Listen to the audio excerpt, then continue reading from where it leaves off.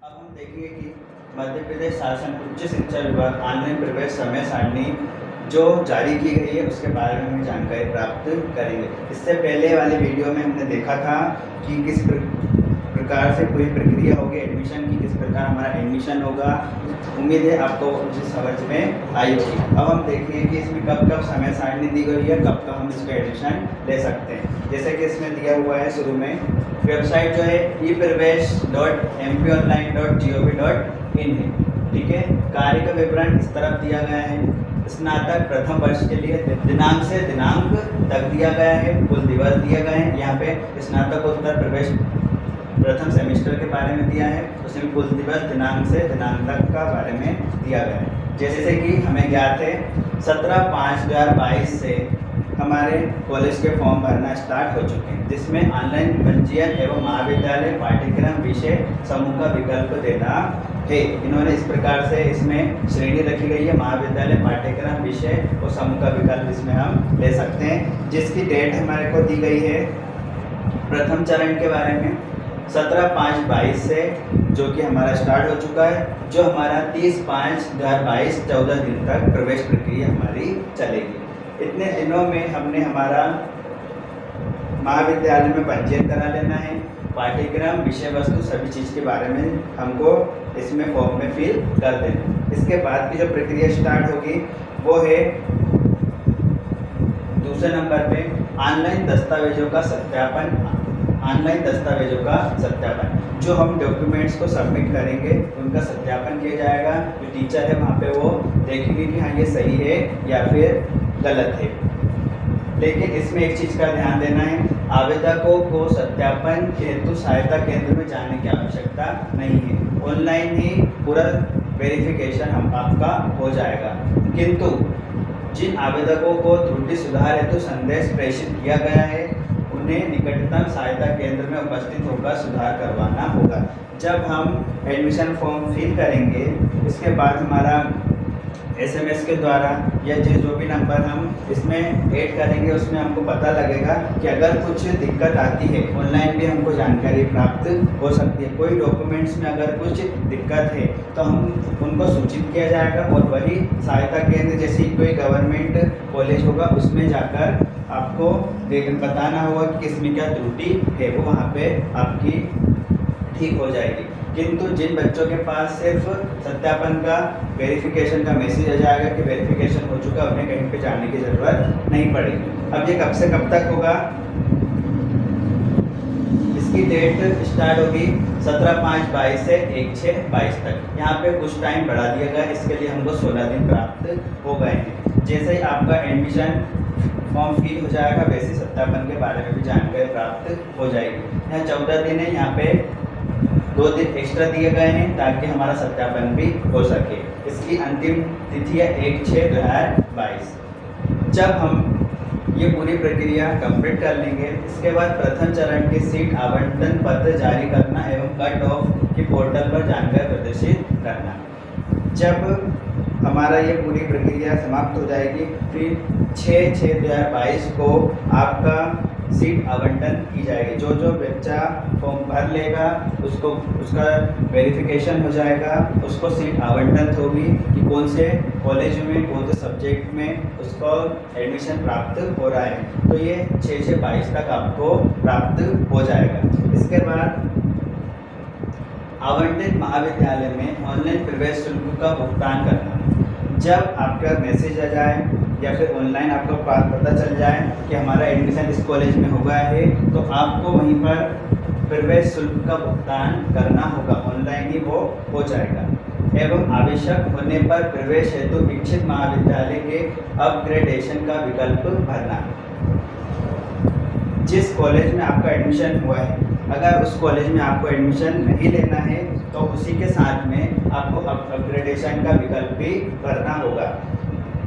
अगर आपको दूसरे विद्यालय में प्रवेश चाहिए तो, और अगर नहीं चाहिए तो जो जैसा है वहीं पे आपको ऑनलाइन जो फीस है वो जमा कर देना है। प्रवेश शुल्क का भुगतान किए गए आवेदकों का ही प्रवेश मान्य होगा।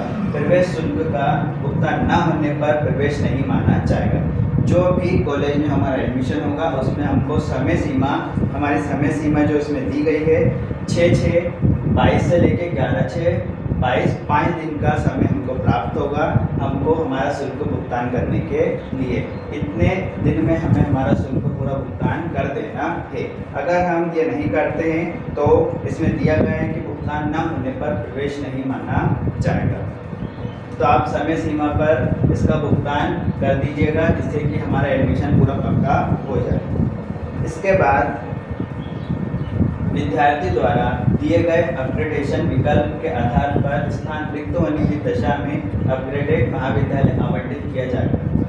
जो बच्चा एडमिशन ले लेगा शुल्क भुगतान हो जाएगा, उसकी प्रक्रिया यहीं पर समाप्त हो जाती है। लेकिन जो बच्चा अपग्रेड करवाएगा अपने कॉलेज को, उसकी प्रक्रिया अभी और आगे बची रहेगी।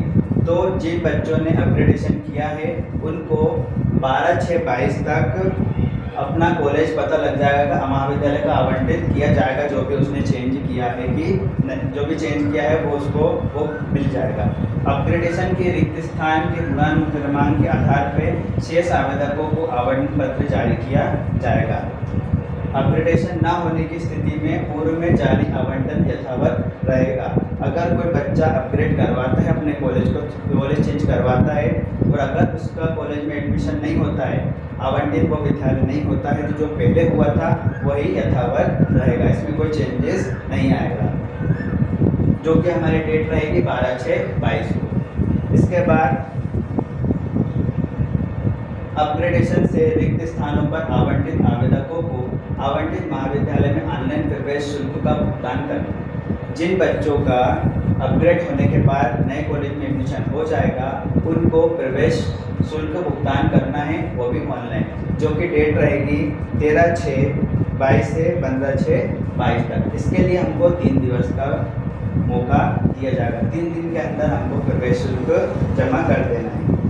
इसमें भी ये लाइन लिखी हुई है कि प्रवेश शुल्क का भुगतान किए गए आवेदकों का ही प्रवेश मान्य होगा। प्रवेश शुल्क का भुगतान न होने पर प्रवेश नहीं माना जाएगा। अपग्रेड किए गए कॉलेज का जब एडमिशन आपको प्राप्त हो जाएगा तो आपको तभी होगा जब आप भुगतान कर लेंगे, नहीं तो प्रवेश भुगतान न होने पर प्रवेश नहीं माना जाएगा।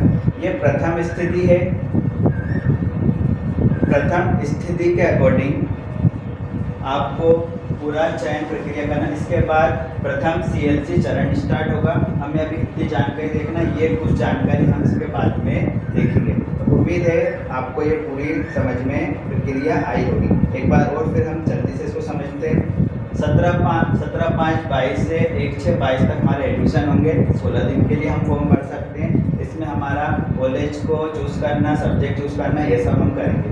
इसके बाद 6/6/22 को आपको सीट आवंटन की जाएगी, किसको कौन सा कॉलेज दिया गया है। इसी के साथ में आवंटित महाविद्यालय में ऑनलाइन प्रवेश शुल्क भुगतान करना। 6 तारीख से ही ऑनलाइन भुगतान आपका शुरू हो जाएगा, जो कि 11/6 तक चलेगा। इसमें 5 दिन हमको प्राप्त हुए। जिसको जो कॉलेज पसंद है अगर वो मिल जाता है तो आप यहीं पर शुल्क जमा करके आगे की पढ़ाई पे ध्यान देना शुरू कीजिएगा। लेकिन अगर कोई बच्चे को एडमिशन उस वाले कॉलेज में नहीं चाहिए तो वो अपग्रेड करवाएगा, उसका विकल्प भरना भी यहाँ पे शुरू हो जाएगा। जिसका शुल्क जमा हो जाएगा उसी को उसका ही एडमिशन मान्य होगा। इसके बाद अपग्रेडेशन और फीस भरने के लिए हमारे पास 5 दिन बचेंगे। जो बच्चा अपग्रेड करवाएगा अपने एडमिशन को दूसरे कॉलेज के लिए, उसको 12/6/22 तक पता लग जाएगा कि वो जो नया कॉलेज है वो उसको प्राप्त हुआ है कि नहीं हुआ। जैसे उसको प्राप्त हो जाता है उसे 12/6/22 को इस चीज़ की जानकारी प्राप्त हो जाएगी। इसी के साथ में 13/6/22 से 15/6/22 तक जो नया कॉलेज आपको प्राप्त होगा उसमें आपको एडमिशन लेना है शुल्क जमा करके। शुल्क भुगतान ना होने की प्रक्रिया में भी ये जो पहले वाला कॉलेज था वही प्राप्त हो जाएगा।